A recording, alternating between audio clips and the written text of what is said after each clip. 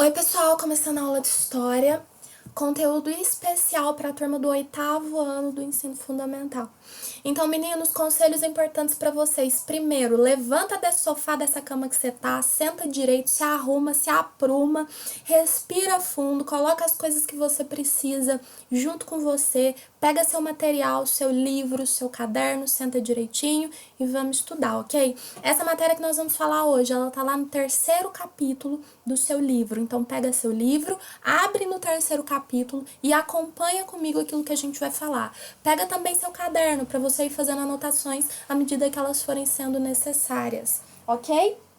Hoje nós vamos falar então sobre iluminismo. E o que foi o iluminismo? O iluminismo foi um movimento de intelectuais que defendia o uso da razão, do pensamento contra o antigo regime. Todas as vezes que vocês verem a palavra antigo regime, relacione ela a governos absolutistas, ok?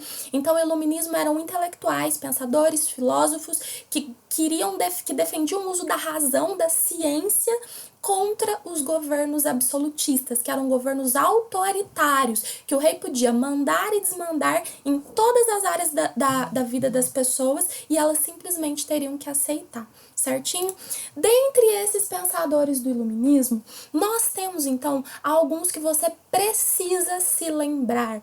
Aqui no cantinho nós temos ele, barbudinho, René Descartes. Descartes era um excelente defensor do uso da razão, especialmente do questionamento, da dúvida. E era para ele só através das perguntas e do questionamento que as pessoas chegavam até uma verdade, certo? Aqui do lado dele, nós temos o senhorzinho fofo, John Locke. Locke era um defensor da vida e da propriedade privada. Para ele, o papel do Estado não era ter um rei que mandava e desmandava em todas as coisas. Era que alguém conseguisse, como autoridade, assegurar que qualquer pessoa poderia ter vida e propriedade para ele, propriedade privada. Para Locke, o Estado deveria simplesmente zelar, cuidar das pessoas para que elas conseguissem alcançar essas coisas. Aqui do lado de Locke, temos ele, de perfil fofíssimo, Montesquieu. Montesquieu foi o criador da ideia dos 3 poderes. Para ele, o rei não devia mandar e desmandar em tudo.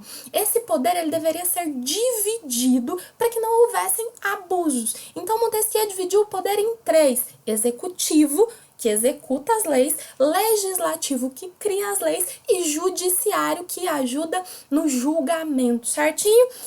Aqui nós também temos 2 outros grandes pensadores. Jean-Jacques Rousseau, com seu rostinho de menino. Rousseau, ele dizia que o ser humano ele nasce bom, mas à medida que ele vai convivendo em sociedade, ele começa a pegar manias e coisas ruins, então ele é corrompido pela sociedade, certinho? Mas Rousseau, ele defendia o fim completo e absoluto do absolutismo a qualquer custo. Por mais que tenha que haver guerra, o raio que o parta, o absolutismo para Rousseau tinha que acabar.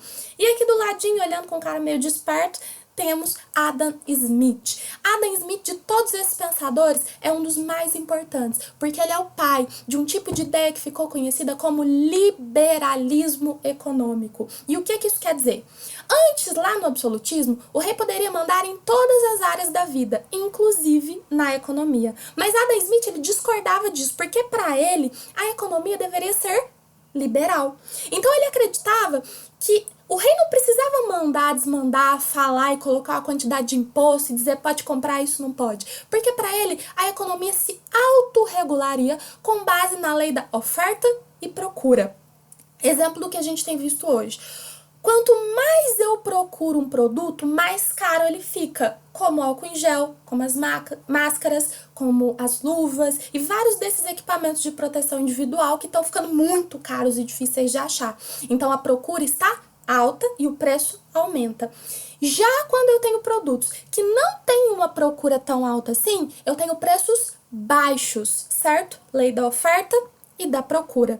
Normalmente essa lei também é baseada na forma como é possível produzir ou encontrar esses produtos. Porque se eu quero muito comprar uma coisa, eu vou ter uma demanda de produção muito grande. Por exemplo, álcool em gel. Eu preciso comprar, tem um monte de gente querendo comprar e as indústrias têm dificuldade de de produzir. Graças a isso, o pouco que eles estão conseguindo produzir tem sido vendido a preços muito altos, ok? Mas para Adam Smith não importa. Lei da oferta e procura. Quanto mais eu procuro, mais caro. Quanto menos eu procuro. Quanto mais eu procuro, mais caro. Quanto menos eu procuro, mais barato fica. Agora, existiam alguns tipos de reis que, ainda que fossem absolutistas, eles queriam estar na moda. Eles queriam também dizer, ei, eu aceito o pensamento iluminista, eu aceito a razão e aquela coisa toda. Esses reis, eles queriam o iluminismo, mas eles não queriam abrir mão dos seus poderes. Então, eles ficaram conhecidos como déspotas esclarecidos. Eles eram pessoas autoritárias, mas ainda assim gostavam de incentivar o iluminismo, porque o iluminismo também tinha a ver com descobertas científicas, com novas técnicas, novas tecnologias, novas formas de criar, de pensar, e os reis queriam isso. Como exemplo, tem essa moça fofuríssima aqui, chamada Catarina Grande. Ela foi uma grande déspota esclarecida que governou a Rússia. Olha como poder essa mulher tinha. E o pensador que, de certa forma, apoiava quase que entre aspas esse tipo de pensamento era Voltaire, porque ele defendia a monarquia, mas não defendia o absolutismo. Ele era contrário aos extremos, ao fanatismo que as pessoas tinham todas por conta do rei e aquela coisa toda. Mas ainda assim ele era usado para dizer, olha, eu posso ser rei, mas eu também posso ser absolutista. Certinho? E por fim, o absolutismo, ele deu... O iluminismo, ele deu, de certa forma, um impulsionamento em algumas novas revoluções que estavam surgindo. Ele impulsionamento, acho que é uma palavra que nem existe, né? Ele impulsionou novas descobertas científicas, que normalmente vinham como respostas para as perguntas que eram comuns à época. De onde a gente veio, por que a gente veio, como nós chegamos até aqui, de onde o ser humano surgiu, como que funciona a Terra, quais são as leis que regem a nossa Terra, leis físicas, digamos assim, né? Como é que funciona o corpo humano, como é que a gente vive literalmente falando, né? O corpo, as técnicas, aquilo que tá ali no meu corpo, os sistemas, o organismo, aquela coisa toda. Então existiam pessoas que mesmo durante o absolutismo, alguns anos atrás, começaram a questionar e a lançar essas sementes de dúvida. Temos aí Copérnico, Galileu Galilei, Isaac Newton, que eram as pessoas que lançavam essa semente de dúvida, de questionamento. Mas muitos deles foram duramente reprimidos. Agora, quando o iluminismo estava ganhando força, era possível pensar diferente. Começou a ser, de certa forma, possível que isso acontecesse. Então, os filósofos, que eram os grandes responsáveis por isso, também chamados de cientistas naturais, eles davam essas ideias, eles questionavam, pensavam, discordavam, afirmavam e assim por diante. Certinho? E muitas coisas foram descobertas, então, a partir do iluminismo. Meninos, Deus abençoe vocês, dê para vocês uma semana de tranquilidade, de calma, e que vocês possam aprender bastante aí tudo que for necessário, em nome de Jesus.